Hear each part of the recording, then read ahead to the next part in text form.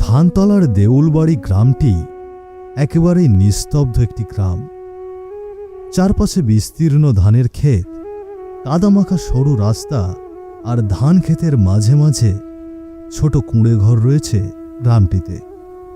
বিকেল হলেই সরু রাস্তা দিয়ে পথচারী ও ভিনদেশি পুরুষদের আনাগোনা বেশি দেখা যায়। এই গ্রামটা তেমন একটা উন্নত নয়। এই গ্রামের মানুষদের জীবনযাপন, চলাফেরা, পড়াশোনা, চিকিৎসা ব্যবস্থা সবকিছুই যেন আগের যুগের মতোই প্রকৃতি নির্ভর। গ্রামের পুরুষেরা কাজ করাকে সেভাবে পছন্দ করে না বলে অন্যান্য গ্রামের থেকে অনেকটাই পিছিয়ে গিয়েছে এই গ্রামটি, যার ফলে সংসার চালানোর তাগিদে গ্রামের মধ্যে খুন, ছিনতাই, ডাকাতি বেড়েই চলেছে ব্যাপক হারে। সন্ধ্যার পর যেন এই গ্রামের পথে বেরোনো একটা বিশাল সাহসের বিষয়। ধানক্ষেতের পাশেই একটা ছোট্ট ঝোপড়ি ঘরের মাচায় বসে আছে হারান, নগেন ও কানাই। তারা প্রতিদিনের ন্যায় আজকেও তাস খেলায় ব্যস্ত। তাদের সামনে হাঁপাতে হাঁপাতে দাঁড়িয়ে আছে দীনেশ। তাকে দেখে বোঝাই যাচ্ছে খানিক আগেই কোথাও দৌড়ে এখানে এসে দাঁড়িয়েছে সে। দীনেশ আসতেই খেলার দিক থেকে চোখ সরিয়ে জিজ্ঞাসু দৃষ্টিতে দীনেশের দিকে তাকিয়ে আছে ওরা তিনজন। দীনেশও যেন তাদেরকে বলতে চাইছে কিছু গোপন কথা। কি রে, কোত্থেকে এভাবে দৌড়ে এলি? একটা জব্বর খবর এনেছি দাদা। তাই নাকি? তা কি এমন খবর এনেছে যার জন্য এমন দৌড়ঝাঁপ করে আসতে হলো? খবরটা শুনলে তোমরাও দৌড়ঝাঁপ শুরু করে দেবে দাদা। এত সময় না লাগিয়ে খবরটা কি সেটাই তো বলতে পারিস। দাদা, খবর পেলাম মোড়লবাবু তার গিন্নিকে নিয়ে আজই গ্রামে ফিরছে, আর তাদের সাথে অনেক গহনা আর টাকা আছে। দীনেশের কথা শুনে অবাক হয়ে গেল হারান। এত জিনিস তাদের সাথে আছে শুনেই কেমন মনটা নেচে উঠল তার। এই খবর তোকে কে দিল? আরে কে আবার দেবে? দীনেশের মা ওই বাড়িতে বাসন কোসন মাজার কাজ করত, এই জন্যই হয়তো জেনেছে। ঠিক বলেছ গো নগেন দা, কথাটা আমি মায়ের কাছেই শুনেছি। হ্যাঁ রে হারান, আরে বলছি আজ একটা সুযোগ নিবি নাকি? এই সুযোগ কি আর হাতছাড়া করা যায় রে? কানাই, নগেন, তোরা আমার কথা মন দিয়ে শোন। হ্যাঁ দাদা, বলো, আমরা শুনছি। তুই আর নগেন দেউলবাড়ি রাস্তার মাঝে কিছু অংশ কেটে এমনভাবে গর্ত করে রাখবি যেন কোনো ভ্যান বা রিক্সা সেদিক দিয়ে বেরিয়ে যেতে না পারে। আগে দাদা, তাই হবে। আর দিনেশ, তুই আমার সাথে থাকবি। ঠিক আছে দাদা। রাস্তার পাশে প্রায় ঘণ্টাখানেক ধরেই দাঁড়িয়ে আছে অমলবাবু ও শিবানী দেবী। গোপালের গরুর গাড়ির জন্য অপেক্ষা করছে তারা। বিকেলে আসার কথা থাকলেও বিকেল গড়িয়ে এখন সন্ধ্যার অন্ধকার নেমে এসেছে চারিদিকে। এতক্ষণ ধরে দাঁড়িয়ে থাকতে থাকতে বিরক্তির চরমে পৌঁছে গিয়েছে অমলবাবু ও শিবানী দেবী। তারা ভেবেছিলেন সন্ধ্যার আগেই এই নির্জন রাস্তাটা পাড়ি দেবেন, কিন্তু সন্ধ্যা হয়ে এলেও গাড়ি আসার যেন কোনো নামই নেই। বলছি কি, আজ আর তোমার গাড়ি আসবে না। আমি আবারও চললুম আমার বাপের বাড়ি। এরপর গাড়ি এলে তুমি একাই যেও। অমনি আবার বাপের বাড়ি যাওয়ার সুযোগ পেলে, তাই না? বলি, বুড়ো বয়সেও কেন এত বাপের বাড়ি করতে হবে? হ্যাঁ, কদিন তো থাকলে নাকি? বলি, বাপের বাড়ি কি আর সাধে করি গো? ঘন্টার উপর হবে এখানে দাঁড়িয়ে আছি। তোমার গরুর গাড়ির কোনো খবরই নেই। এই বুড়ো বয়সে আর কতক্ষণ দাঁড়িয়ে থাকবো শুনি? তার থেকে আমার সেখানে যাওয়াটা ভালো নয় কি? এই দেখো, এখানে অযথা রাগ করলে কি হবে বলো তো গিন্নি? আমি কি তাকে তাড়াতাড়ি আসতে নিষেধ করেছি? না গো, তুমি নিষেধ করবে কেন? তোমার কোনো দোষ নেই, সব দোষ তো আমার। আমার এই কপালের, বুঝলে? আচ্ছা আচ্ছা, হয়েছে, আমারই ভুল। আর রেগে যেও না। এই রাস্তায় তোমার ব্লাড প্রেশার বেড়ে গেলে তখন আবার মুশকিল হয়ে যাবে। অমলবাবুর কথার আর কোনো জবাব দিল না শিবানী দেবী। রাস্তার একপাশে দাঁড়িয়ে রইল নীরবে। শিবানী চুপ করাতে আর কথা বাড়ালো না অমলবাবু। ধানতলার দেউল বাড়ির সামনে এসে হঠাৎ করেই থেমে গেল গোপালের গরুর গাড়িটা। খানিকক্ষণ আগেই যে কারণে ভয় পেয়ে চিৎকার চেঁচামেচি করেছিল শিবানী দেবী, সেটাই যেন সত্যি হতে চলেছে এই মুহূর্তে। গাড়িটা থামতেই গোপাল লক্ষ্য করল তাদের সামনে মুখ ঢেকে দাঁড়িয়ে আছে চারজন লোক। তাদের দেখে চেনা যাচ্ছে না ঠিকভাবে। গোপালের গাড়ি থামতে দেখেই গাড়ির ভেতর থেকে চিৎকার করে উঠল অমলবাবু। আরে গোপাল, এই মাঝ রাস্তায় গাড়ি কেন থামালি রে? তুই জানিস না এখানে দাঁড়ানোটা কত ভয়ের? আগে কথা বোঝাই, আমি তো ইচ্ছে করেই গাড়ি থামাইনি।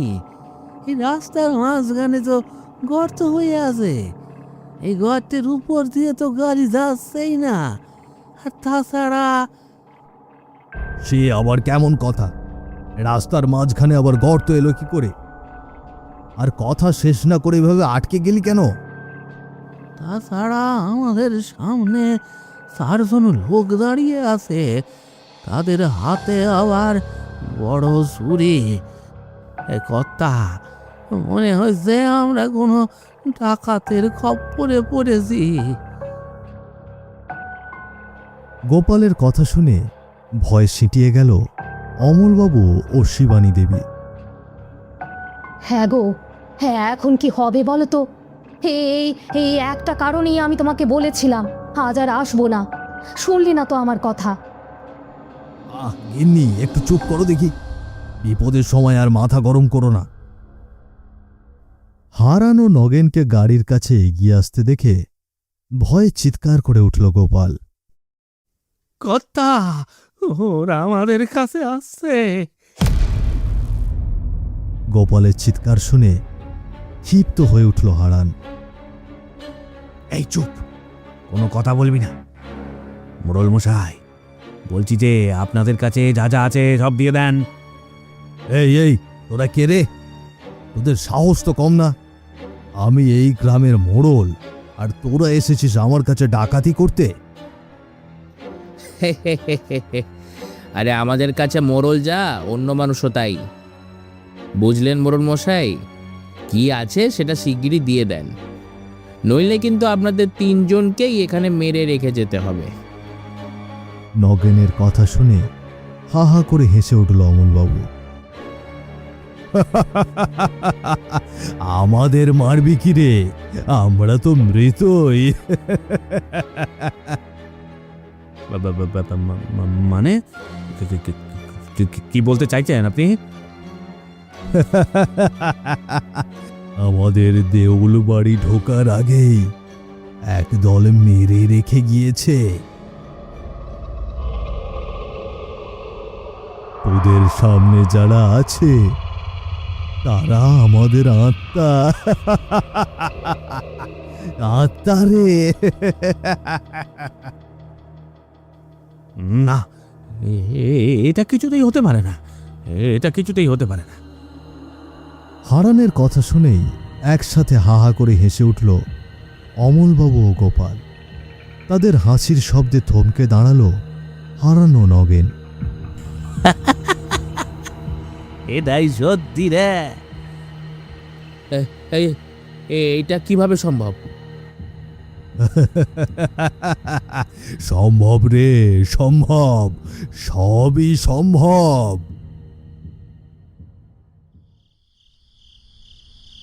গরুর গাড়ি নিয়ে হাসি মুখে রাস্তায় দাঁড়িয়ে আছে গোপাল। গোপালকে দেখে রাগে গজগজ করতে থাকলো শিবানী দেবী। অমলবাবুরও মেজাজ খুব একটা ভালো না। তাদের দুজনকে রেখে থাকতে দেখে ভয় পেয়ে গেল গোপাল। না জানি এখন কত বকাঝকা শুনতে হবে, এই ভেবেই যেন হাসি থেমে গেল গোপালের। অমলবাবু যে এবার তাকে আচ্ছা করে কথা শুনিয়ে ছাড়বে সেটা সে অমলবাবুর মুখ দেখেই বুঝে গেল ভালো করে। তোর আক্কেলটা দেখে তাজ্জব হয়ে গেলাম রে গোপাল। এই এখন আসার সময় হলো তোর? এ কথা আমার কি দশ ছিল বলুন তো? আমি তো সময় মতোই বেরিয়েছিলাম। এই মাঝ পথে যদি গাড়ি নষ্ট হয়ে যায় তখন আমি কি করব বলুন? গোপালের কথা শুনে রেগে গেল শিবানী দেবী। কেমন গাড়ি নিয়ে বেরোস রে গোপাল যে মাঝ পথেই নষ্ট হয়ে যায়? আগে আগে গিন্নিমা, আমি তো ভালো গাড়ি নিয়ে বেরিয়েছিলাম, কিন্তু বলি একে তো অন্যায় করেছিস, তার উপর আবার মুখে মুখে তর্ক করছিস। তোর তো দেখছি বেশ পাখা গজিয়েছে রে গোপাল। গোপাল আর শিবানীর তর্ক বিতর্ক দেখে মেজাজ যেন আরো গরম হয়ে গেল অমলবাবুর। থামবে তোমরা, এখন এসব বলে কোনো লাভ হবে? আমি আবার কি করলাম? কি করলে না করলে এসব বাদ দিয়ে গাড়িতে উঠে বসো, এমনিতেই অনেকটা দেরি হয়ে গিয়েছে। অমলবাবুর কথায় চুপ করে গাড়িতে উঠে বসল শিবানী দেবী। তার পেছন পেছন গাড়িতে উঠল অমলবাবুও। তারপর চুপচাপ সামনের দিকে গাড়ি এগিয়ে নিয়ে চলতে লাগলো। সন্ধ্যাবেলা চলতে চলতে কিছু দূর এসে হঠাৎ করেই থেমে গেল গোপালের গরুর গাড়িটা। খানিকক্ষণ আগে যে কারণে ভয় পেয়ে চিৎকার চেঁচামেচি করছিল শিবানী দেবী, সেটাই যেন সত্যি হতে চলেছে এই মুহূর্তে। গাড়িটা থামতেই গোপাল লক্ষ্য করল তাদের সামনে মুখ ঢেকে দাঁড়িয়ে আছে দুইজন লোক। তাদের চেনা যাচ্ছে না ঠিকভাবে।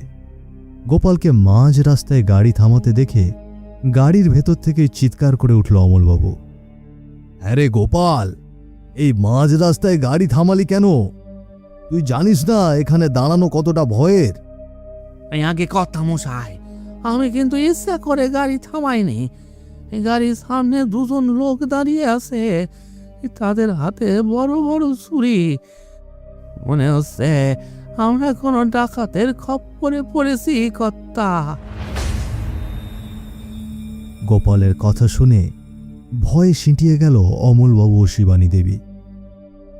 হ্যাঁ গো, হ্যাঁ এখন কি হবে বলো তো? এই একটা কারণে আমি তোমাকে বলেছিলাম আজ আর আসবো না, তা শুনলি না তো আমার কথা। গিন্নি, একটু চুপ করো দেখি, বিপদের সময় মাথাটা আর গরম করো না তো। বলাই আর নিমাইকে ছুরি হাতে তাদের দিকে এগিয়ে আসতে দেখে আরো ভীত সন্ত্রস্ত হয়ে পড়ল গোপাল। কর্তা, এখন আমরা কি করব? ওরা তো আমাদের দিকে এগিয়ে আসছে। তারা কি চায়, কেন এসেছে এখানে, সেটা জিজ্ঞেস কর গোপাল। সেটা বরং আমিই বলি, কেমন? এই, তোমরা কে হে, আর কি চাও আমাদের কাছে? আমরা তেমন কিছুই চাই না বাবু, আমাদের গয়নাগুলো দিলেই হবে। গয়না? কিসের গয়না নেবে তোমরা? আমাদের কাছে কোনো গয়না নেই। অমলবাবুর কথায় হাঁ হাঁ করে হেসে উঠল বলাই। আর হাসবেন না বাবু, আমাদের কাছে পাকা খবর আছে। এসব মিথ্যে বলে কোনো লাভ হবে না। ভালোই ভালোই বলছি, গয়নাগুলো দেন, নইলে। আমাদের কাছে কোনো গয়না দেখছো তোমরা? বিশ্বাস করো, আমাদের কাছে কোনো গয়না নেই। বাবু, আমাদের আপনি পাগল ভেবেছেন নাকি? ওই যে ছোট ব্যাগটা আপনার পাশে রাখা, ওইটা দিন।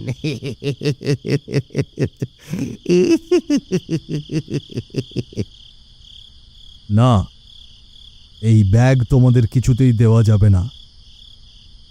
দেবেন না তো? ঠিক আছে, ঠিক আছে, তাহলে আপনারা মরেই যান। এই বলে অমলবাবু ও শিবানী দেবীকে মেরে রক্তাক্ত করে ফেলে বলাই ও নিমাই। তাদের এইরূপ কাণ্ড দেখে চিৎকার করে ওঠে গোপাল। কে কোথায় আছো? বাঁচাও! দুজন ডাকাত আমার এই কর্তা গিন্নিমাকে মেরে ফেললো, বাঁচাও! গোপাল চিৎকার করায় গোপালকেও রক্তাক্ত করে বলাই।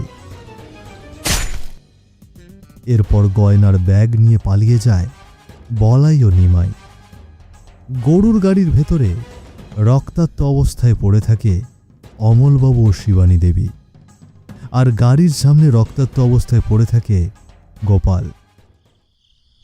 রাতের বেলা রাস্তার মাঝে মুখ ঢেকে দাঁড়িয়ে আছে হারান, নগেন, কানাই ও দীনেশ। তাদের সামনেই পুরোপুরি বিকৃত রূপে দাঁড়িয়ে আছে গোপাল ও অমলবাবু। গোপাল ও অমলবাবুকে এমন অবস্থায় দাঁড়িয়ে থাকতে দেখে ভয়ে আঁতকে উঠল তারা চারজন। এতক্ষণ ধরে যে কথাগুলো তাদের মুখ থেকে শুনছিল সেগুলো কেবলমাত্র গল্প বলেই উড়িয়ে দিচ্ছিল হারানের দলের লোকেরা। কিন্তু অমলবাবুদের এই আকস্মিক পরিবর্তন যেন সেই বিশ্বাসের ভিত্তিকে নড়বড়ে করে দিল মুহূর্তেই। তার মানে আপনারা সত্যি মানুষ নন, আপনারা এখন মৃত মানুষের আত্মা। তুই একদম ঠিক ধরেছিস, আমরা এখন কেবলই আত্মা, আর তোরা সকলেই আমাদের হাতে মরার জন্য প্রস্তুত হ। আপনারা যদি মৃত আত্মাই হন, তাহলে আপনারা আমাদের সামনে আত্মা হয়ে আসলেন কেন? আমাদের মৃত্যু হয়েছে এই তোদেরই মতো ডাকাতের হাতে।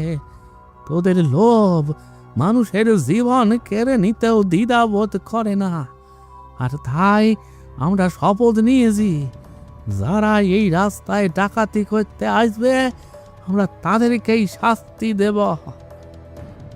গোপাল আর অমলবাবুর কথা শুনে আরো ভয় পেয়ে গেল তারা।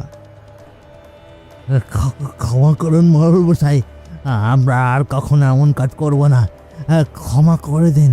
আপনারা আপনারা আমাদের মারবেন না, ক্ষমা করে দিন। কিরে, ভয় পাচ্ছিস কেন? নিবি না? নিবি না আমার গয়না? আয়, আমার কাছে আয়, নিয়ে যা আমার সমস্ত গয়না। আয় আয়।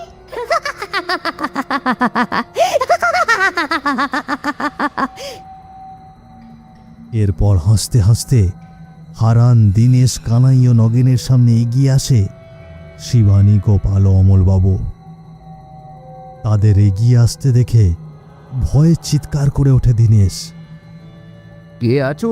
বাঁচাও! ও হারান দাদা, আমাদের এখন কি হবে? এরা তো আমাদের আজ মেরে ফেলবে গো! কে আছো?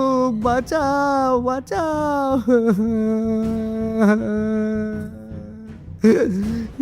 বাঁচাও, কে আছো? কেবল নিজেদের জীবনের মূল্য আছে, অন্যদের না, তাই তো? ক্ষমা করুন, ক্ষমা করুন মা, আপনি আমাদের ক্ষমা করুন। আমাদের বড় ভুল হয়ে গিয়েছে, আমরা আর কখনোই কারো কাছে ডাকাতি করতে আসবো না। সত্যি বলছিস তো? আর কখনো এই কাজ করতে দেখলে আর ক্ষমা পাবি না কিন্তু। সত্যি বলছি মরল মশাই, আমরা আর কখনো এসব করব না। প্রয়োজনে মাটি কাটার কাজ করব, তবু আর ডাকাতি করব না। বাঁচতে চাইলে পালা, পালা, দৌড়া, দৌড়া, অনেক দূরে চলে যা। আমার সামনে পড়লেই কিন্তু ঘাড় ধরে মোটকে দেব। এই তোরা সকলে পালা, এই সুযোগ হাতছাড়া করলে কিন্তু মরতে হবে। পালা, পালা। এরপর শরীরের সমস্ত জোর দিয়ে সামনের দিকে ছুটতে থাকে হারান, কানাই, দীনেশ ও নগেন। তাদের পাগলের মতো দৌড়তে দেখে হা হা করে হাসতে থাকে শিবানী দেবী, অমলবাবু ও গোপাল। তাদের হাসির শব্দ কানে বাজতেই দৌড়ের গতি আরো বাড়িয়ে দিল হারান, দীনেশ, কানাই ও নগেন।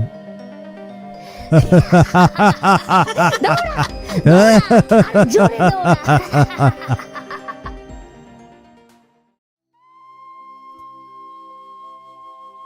সন্ধ্যা নেমে এসেছে। পশ্চিম আকাশে হালকা লালচে রং, চারপাশে নিস্তব্ধতা। মাটির বাড়ির দাওয়ায় বসে আছেন বৃদ্ধ জ্যোতিষ। একসময় খাগড়ার বিলের নামজাদা জেলে ছিলেন তিনি। এখন বয়সের ভারে কাজ করতে পারেন না। সন্ধে হলেই হুঁকো নিয়ে বাড়ির দাওয়ায় বসেন। ধোঁয়া টানতে টানতে পুরনো দিনের কথা মনে করেন। আজ তার পাশেই বসেছে 3 তরুণ, রুদ্র, শিবা আর বিজয়।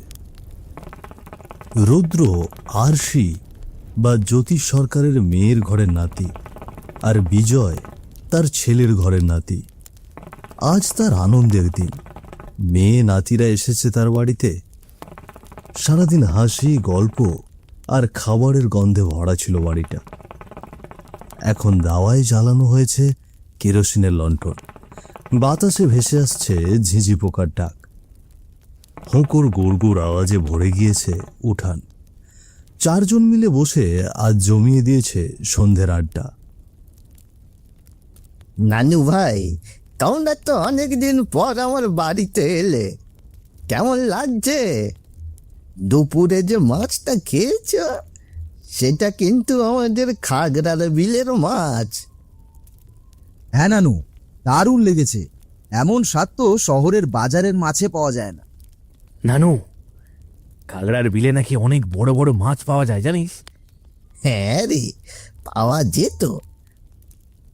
আমাদের সময় ওই বিলে এমন মাছ উঠত যে একজন জাল ফেলে ঝুড়ি ভরে যেত।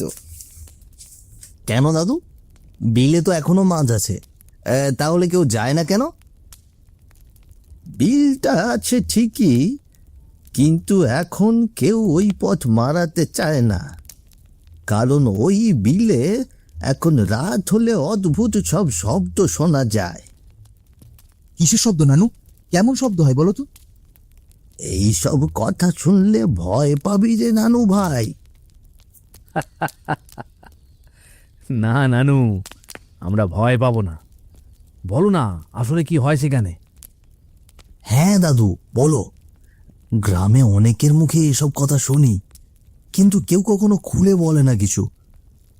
তুমি এমন করে বললে তাতে আরো জানতে ইচ্ছে করছে।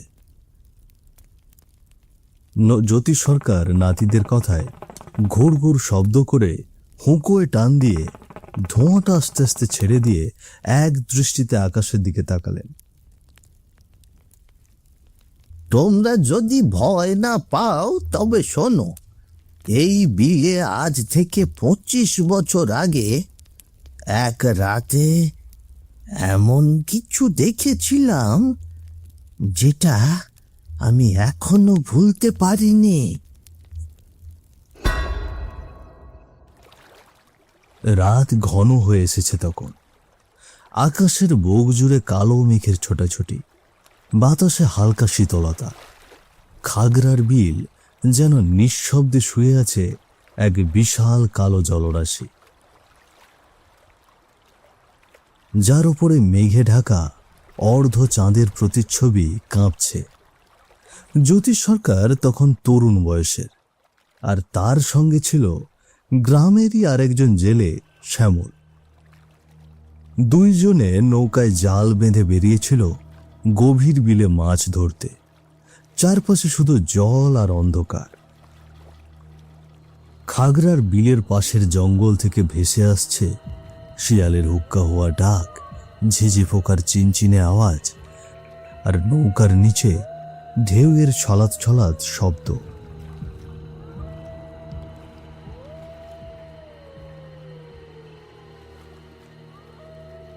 দেখ জ্যোতিষ, আজ বিলের জল বেশ শান্ত মনে হচ্ছে। মনে হচ্ছে অনেক মাছ হবে আজ। হ্যাঁ রে, বাতাসও ঠিক আছে। আজ জাল ফেললে ভালোই মাছ ধরা পড়বে। এই তুই ওদিকের কোনায় নৌকা ঘোরা, ওখানে ঝুপড়ির মধ্যে বড় বড় মাছ লুকিয়ে থাকে। জ্যোতিষের হাতে তখন ভেজা জাল, কপালে ঘাম আর চোখে মাছ ধরার আশার ঝিলিক। নৌকা আস্তে আস্তে এগিয়ে যাচ্ছে বিলের মাঝখানে।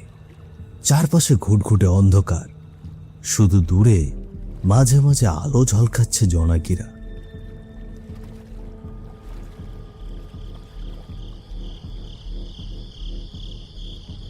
এই দেখ, আকাশটা হঠাৎ অন্ধকার হয়ে গেল, কালো মেঘ জমছে রে জ্যোতিষ।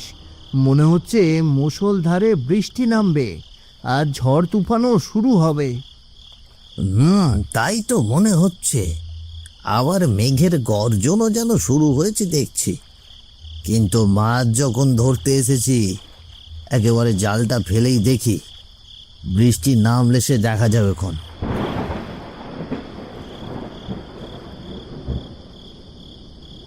হঠাৎই আকাশটা কালো মেঘে ঢেকে গেল।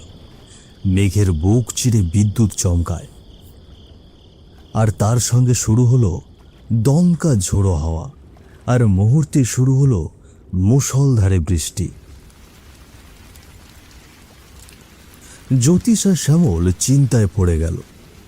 এমন সময়ে বিলের মাঝে থাকা মানেই বিপদ। না না, জাল ফেলিস না।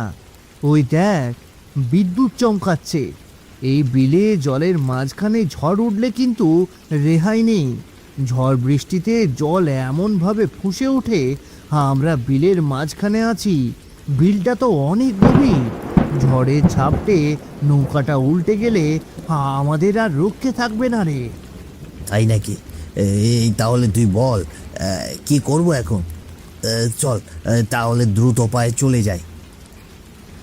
দেখ, এখান থেকে পারে পৌঁছতে গেলে অনেকটা সময় লাগবে। এই বাতাসে নৌকা চালাতে পারবো না ঠিক মতো। তবে যদি ওই পাশের জঙ্গলে যায়, ওটা খুব দূরে নয়, গিয়ে কোনো বড় গাছের নিচে আশ্রয় নিলে বৃষ্টি ঠেকানো যাবে। ঠিকই বলেছিস। ওই জঙ্গলের দিকে চল, নয়তো এই ঝড়ে বিলের জলে আটকা পড়ে মরবো আমরা। তারা নৌকা নিয়ে এগিয়ে যেতে লাগলো বিলের পাশের জঙ্গলের দিকে। বলতে না বলতেই বাতাস বইতে শুরু করলো পাগলের মতো। জলের ঢেউ আছড়ে পড়েছে নদীর গায়ে। বিদ্যুৎ চমকায় জোরে জোরে, সাথে বজ্রপাতের আওয়াজ। শ্যামল তড়িঘড়ি করে নৌকার দাঁড় টানে। জ্যোতিষ জাল গুটিয়ে রাখে। নৌকা ছুটে চলে বৃষ্টির তাণ্ডবের মাঝে। সামনেই জঙ্গল দেখা যাচ্ছে। জলদি ওই জঙ্গলে আশ্রয় নিতে হবে। এই জলের ওপর আর এক মুহূর্ত থাকা যাবে না, এই ঝড় তুফানের তাণ্ডবে। ঠিক আছে, চল। ওই ওই বড় গাছটার দিকে সোজা নৌকা চালা।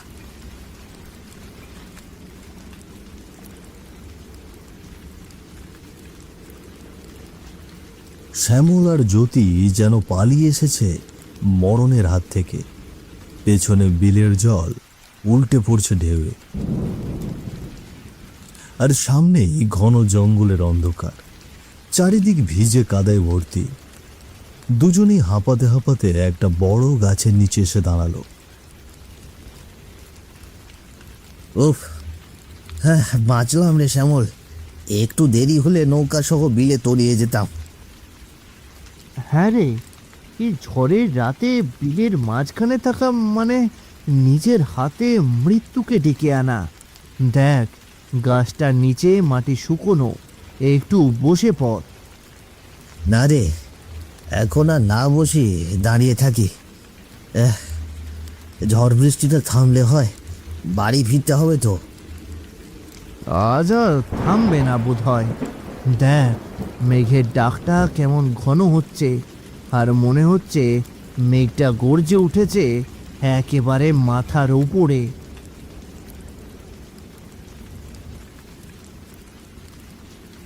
বৃষ্টি তখনও থামেনি। আকাশের বুক চিরে আলোর ঝিলিক ছড়িয়ে যাচ্ছে বিদ্যুৎ চমকে। শ্যামল আর জ্যোতিষ বড় একটা গাছের নিচে দাঁড়িয়ে। বিলে ঢেউয়ের আওয়াজ মিশে যাচ্ছে ঝিঝি পোকার একটানা ডাকে। বাতাসে কাঁচা পাতার গন্ধ, কিন্তু তার মধ্যেও একটা অচেনা গন্ধ মিশে আছে। বৃষ্টিতে ভেজা কাদা মাটির মতো নয়, মাছের মতো নয়, যেন পচা মাংসের গন্ধ। এই জ্যোতিষ, দেখলি গাছটার পাশে যেন কেউ দাঁড়িয়ে আছে রে। কে কে কোথায়? ওই ওই গাছের ধারে? ওটা কি ছায়া নাকি মানুষ?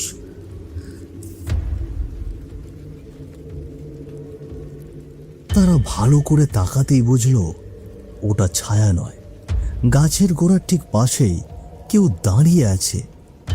তখনও তাকে স্পষ্ট দেখতে পেল না তারা।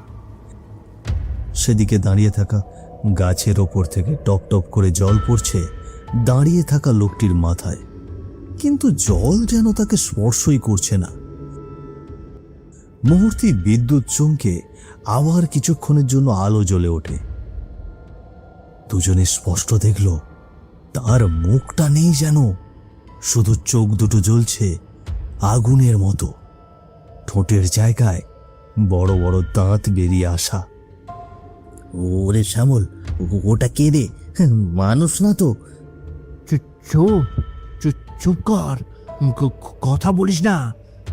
দেখ, ওটা ঠোঁট নড়ছে, ও যেন কিছু বলতে চায় রে। একটা ঠান্ডা হাওয়ার ঝাপটা এলো। হঠাৎই গাছের ডালপালা দুলে উঠল, আর তখনই শোনা গেল এক ভেসে আসা গলা। এই খাগড়ার বিলের জঙ্গল, এই গাছ কারো আশ্রয়ের জন্য নয়। বাতাসে গাছের পাতাগুলো মুড়মুড় করে নড়ে উঠল, তাদের শরীর একেবারে শীতল হয়ে ওঠে। শ্যামল আর জ্যোতিষ একে অপরের চোখের দিকে তাকায়। দুজনের মুখেই একটাই প্রশ্ন, এটা মানুষ না, কিন্তু কি এটা? এমন সময় এক ঝটকায় সেই বিকৃত চেহারার আত্মাটি তাদের সামনে এসে দাঁড়ায়।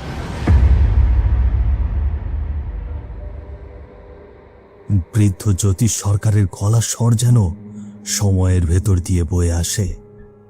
তার গল্পে এক অদ্ভুত টান আছে, ভয়, রহস্য আর একরাশ বাস্তব অভিজ্ঞতা। তিনটি তরুণের মন যেন সেই গল্পে একেবারে ডুবে গিয়েছে। তিনজনের চোখে এখন একটাই প্রশ্ন, নানুর মুখে যে গল্পটা শুনলাম ওটা কি সত্যি? জ্যোতিষ সরকার তখনও হুঁকো টানছে এক মনে। নানুর প্রতিটি কথা যেন তাদের মনে আগুন জ্বেলে দিল। অন্ধকার রাত, ঝড় বৃষ্টি, গাছের নিচে সেই বিকৃত মানুষের মতো ছায়া, এই দৃশ্যগুলো যেন জীবন্ত হয়ে উঠেছে চোখের সামনে। তিন তরুণের বুকের ভেতর কৌতূহলটা বেড়ে চলেছে। তাদের মনে ঘুরপাক খাচ্ছে নানান প্রশ্ন। আসলে কি এমন কিছু ছিল?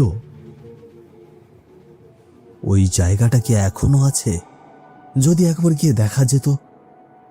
এই অস্থির কৌতূহলের মধ্যে নীরবতা নেমে আসে কয়েক মুহূর্তের জন্য।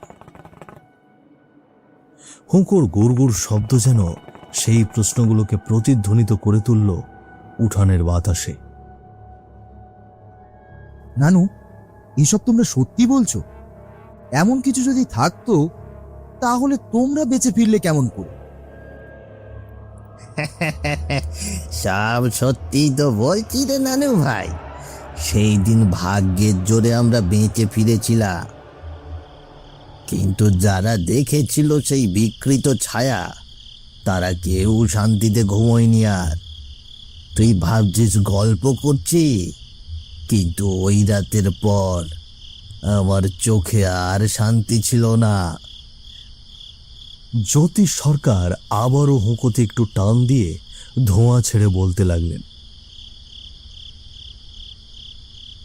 এই হুঁকোর ধোঁয়ার মতো সবটাই ঝাপসা হয়ে গিয়েছে এখন, কিন্তু আজও ঘুমের ভেতর মাঝে মাঝে শুনি সেই ঝড়ের গর্জন, আর দেখি গাছটার নিচে দাঁড়িয়ে থাকা সেই ছায়া যে এখনো তাকিয়ে থাকে।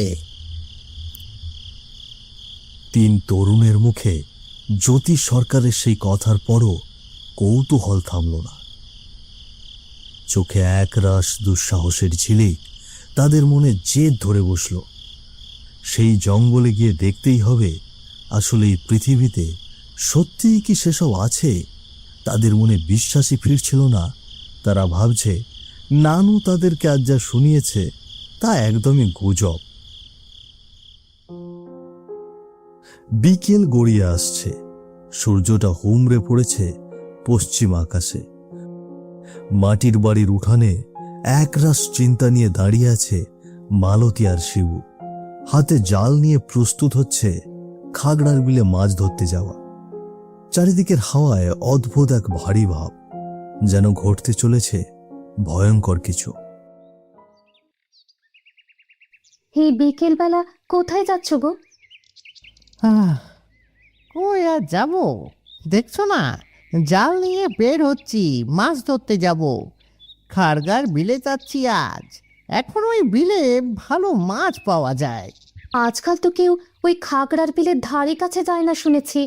কালও নাকি কারণ নৌকার জাল ভাসতে দেখা গিয়েছে জলে, আর মানুষটা উধাও। এইসব কথায় কান দিও না মালতী। আমি যদি না যাই পেট চালাবো কি দিয়ে বলো তো? ওই বিলে এখন মাছ পাওয়া যাবে। কেউ এখন তেমন একটাও বিলে যায় না। আজ একবার আমিও বিলে জাল ফেলে দেখি, ভালো মাছ পেলে দুদিনের সদাই নিয়ে ঘরে ফিরবো। আনো না গো, ওই বিলে এখন কেউ নামতে সাহস করে না। লোকে বলে ঝড়ের রাতে কেউ একজন মরেছিল ওখানে, তারপর থেকেই নাকি বিলে কিছু ঘোরে। তুমি যেও না গো, তুমি যেও না, আমার মনটা কেমন করছে আজ। ওসব পুরনো কথা, গায়ের বুড়োদের মুখে যা শুনছো সব গুজব। আমি গিয়ে জাল ফেলে মাছ ধরে ফিরে আসবো, দেখবে কিছুই হবে না। হ্যাঁ গো, বলছি না গেলে হয় না। আমার মনটা বড় কু ডাকছে। যাবেই যখন ঠিক করেছ, সন্ধ্যার আগে ফিরে এসো, কেমন? মালতীর চোখে ভয় আর শিবুর চোখে একরাশ জেদ। দরিদ্র মানুষ জানে না কোনটা ভাগ্য কোনটা অমঙ্গল। শিবু কাঁধে জাল তুলে নিল। মালতী তার পেছনে দাঁড়িয়ে রইল অনেকক্ষণ, যতক্ষণ না শিবুর ছায়াটা অন্ধকারের ভেতর মিশে গেল। সূর্যটা ঢলে পড়েছে পশ্চিম আকাশে। বট গাছের নিচে গাঢ় হয়ে এসেছে ছায়া। বাতাসে ভেসে আসছে সন্ধ্যার ঘুঙুর পোকাদের টুংটাং শব্দ। তিন তরুণ নানুর মুখে গল্প শুনে অস্থির হয়ে আছে সারাদিন। তাদের চোখে মুখে ঘুরপাক খাচ্ছে একটাই প্রশ্ন, খাগড়ার বিলে সত্যিই কি ভূতের দেখা মেলে? মনে হচ্ছে নানুর সেই রাতের গল্প যেন শুধু একটা গল্প নয়, একটা রহস্য যা টানছে তাদের। বটগাছের পাতার ফাঁক দিয়ে আলো ছায়ার খেলা, আর তিনটি মুখে কৌতূহল মেশানো উত্তেজনা। তোরা জানিস, আমি কাল সারা রাত ঘুমোতে পারিনি। মনে হচ্ছিল কেউ যেন খাগড়ার বিলের দিক থেকে আমাকে ডাকছে। আমিও ঘুমাতে পারিনি জানিস, নানুর কথাগুলোই কানে বাজছিল সারা রাত। কিন্তু কি আছে ওখানে? আমারও কৌতূহল হচ্ছে, কিন্তু দাদুর কথা শুনে মনে হয় না দাদু মজা করছিলেন। ওনার চোখে আমি ভয় দেখেছি। মনে হয় সত্যিই কিছু দেখেছিলেন উনি। ভয় নয়, কৌতূহলী মানুষকে সাহস দেয় বিজয়। আমি বলি কি, আজ রাতেই আমরা ওই খাগড়ার বিলের জঙ্গলে যাই চল। অন্ধকারে গেলে বোঝা যাবে নানু যা দেখেছিল সেটা সত্যি নাকি গল্প। আজ রাতেই? একদম ঠিক। রাতে বিলে গেলে আবার কেউ জানবে না, চাঁদের আলোয় সবটা দেখা যাবে। চল দেখে আসি একবার। সত্যিই যদি কিছু থাকে তাহলে আমাদের চোখে তো ধরা পড়বেই। রাতের বিল, চারিদিকে জল আর কাদা, যদি ঝড় ওঠে আবার? আরে ভয় পাস না, আকাশে চাঁদ ঝলমল করছে, মেঘের ছিটে ফোটাও কোথাও নেই, ঝড় বৃষ্টি হবার প্রশ্নই ওঠে না। তুই শুধু আমাদের সঙ্গে থাকবি, বাকিটা আমি আর শিবা সামলে নেব। তিন তরুণের মুখে একটি সিদ্ধান্ত, আজ রাতেই খাগড়ার বিলের জঙ্গলে যাবে তারা। বটগাছের পাতা কাঁপছে, যেন বাতাসও সাড়া দিচ্ছে তাদের কথায়। বিলের দিক থেকে ভেসে আসে এক অচেনা ঠান্ডা হাওয়া, স্যাঁতস্যাঁতে আর অজানা ভয় মেশানো। তবু তারা হাসে, চোখে জ্বলে কৌতূহলের আগুন। রুদ্র, শিবা আর বিজয় তিনজন নিঃশব্দে হাঁটছে বিলের জঙ্গলের মধ্যে। নানুর মুখে শোনা সেই গল্প যেন তাদের কানে ফিসফিস করছে। ওখানে গেলে মানুষ ফিরে আসে না, তবু কৌতূহলের টানে এগিয়ে যাচ্ছে তারা। হঠাৎ একটা অচেনা চিৎকার তাদের রাতের নিস্তব্ধতা ভেঙে দেয়।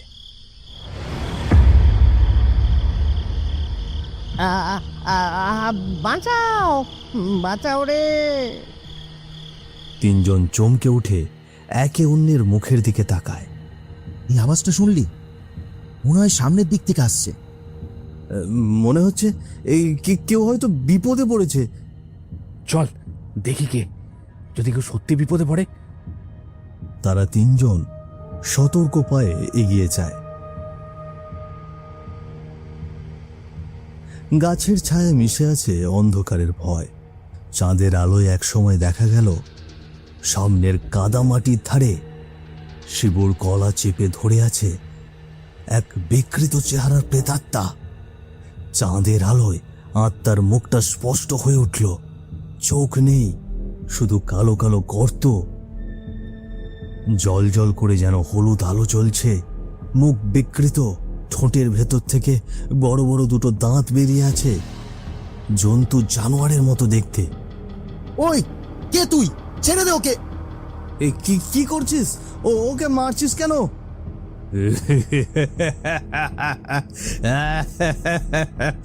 তোরাও এসেছিস, ভালো হয়েছে। আমার আজ খুব ক্ষুধা পেয়েছে। এতগুলো শরীর একসাথে খাবো আজ। কি মজা হবে আজ, কি মজা হবে আজ। তুই কে? তুই মানুষ না তুই প্রেতাত্মা? মানুষ ছিলাম একদিন। এই জঙ্গলে ঘর ছিল আমার। এক রাতে খাগড়ার বিলে হঠাৎ জল বাড়ল। বন্যার জলে সব তলিয়ে গেল। আমি ডেকেছিলাম, কেউ বাঁচাতে আসেনি। এখন এই জলের ছায়ায় আমি একাই থাকি। ক্ষুধায় আমার পেটটা পুড়ে যাচ্ছে।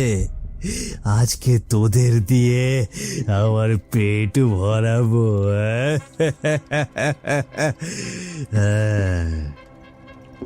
প্রেতাত্মাটি আরো শক্ত করে শিবুর গলা চেপে ধরে।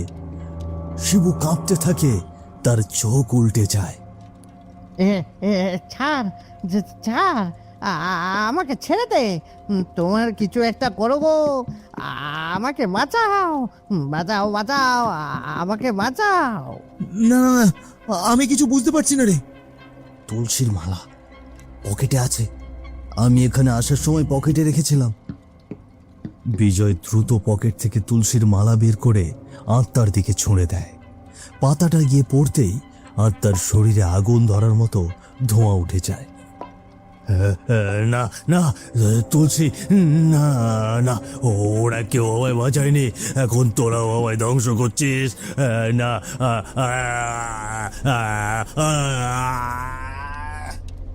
প্রেতাত্মা ধীরে ধীরে মিলিয়ে যায় খাগড়ার বিলের জঙ্গলের মধ্যে। শিবু মাটিতে দাঁড়িয়ে হাঁপাচ্ছে। রুদ্র আর বিজয় তার পাশে দাঁড়িয়ে। চল, দেরি করিস না, এখান থেকে পালাতে হবে। এই জায়গায় আর 1 মিনিটও থাকা যাবে না। দৌড়া দৌড়া তাড়াতাড়ি। তারা তিনজন ছুটে যায় জঙ্গলের ভিতর দিয়ে। চাঁদের আলো কেঁপে ওঠে, বাতাসে তুলসীর গন্ধ ভাসে। আর দূরে যেন কেউ হাহাকার করে বলে ওঠে, আমি ক্ষুধার্ত, আমি এখনো আছি। এরপর থেকে তাদের মধ্যে কেউ আর খাগড়ার জঙ্গলমুখী হয়নি।